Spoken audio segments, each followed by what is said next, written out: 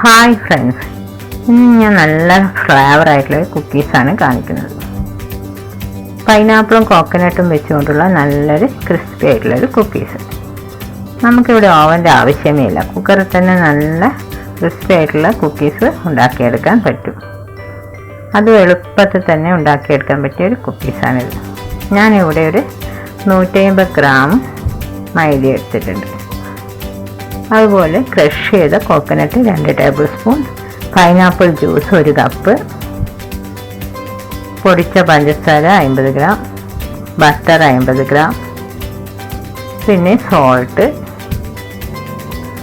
Baking powder 1 teaspoon, പിന്നെ egg. First bowl എടുത്ത് അതിലേക്ക് എഗ്ഗ് പൊട്ടിച്ചൊഴിച്ച് കൊടുക്കുക. അതിൻ്റെ സ്പൂണിൽ വെച്ച് നല്ലോണം ഇതുപോലെ ഒന്ന് അടിച്ചു കൊടുക്കുക.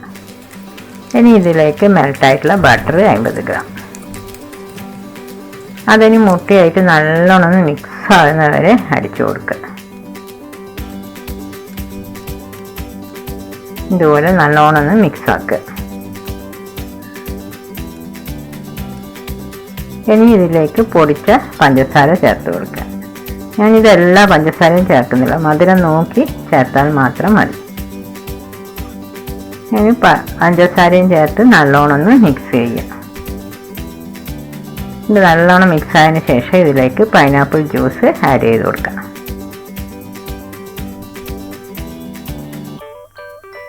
ഇതും നല്ലോണം മിക്സ് ആയതിനു ശേഷം നമുക്കിതിലേക്ക് ഒരു പിഞ്ച് സോൾട്ട് ഇട്ട് കൊടുക്കാം.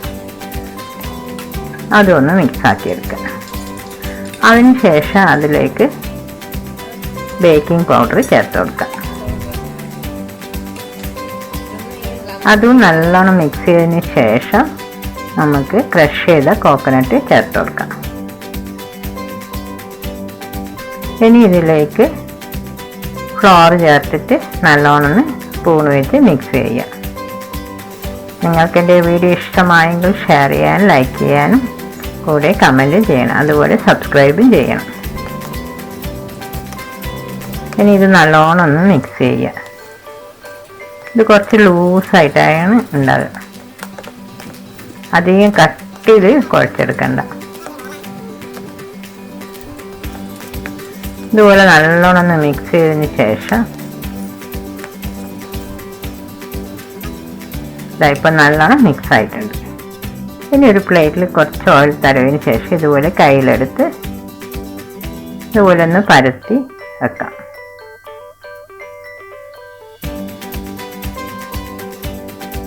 ഇതുപോലെ എല്ലാം ഒന്ന് പരത്തിയെടുത്തു.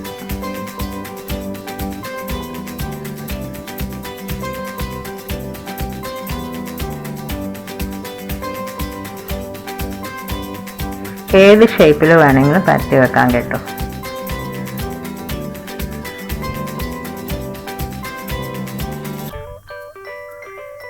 ഇനി നമുക്കിത് കുക്കറിലേക്ക് വെക്കാം. കുക്കർ ഒരു 10 മിനിറ്റ് ഞാൻ ഫ്രീ ഹീറ്റ് ചെയ്ത് വെച്ചിട്ടുണ്ട്. ഇനി അതിലേക്ക് ഇത് വെച്ച് കൊടുക്കാം.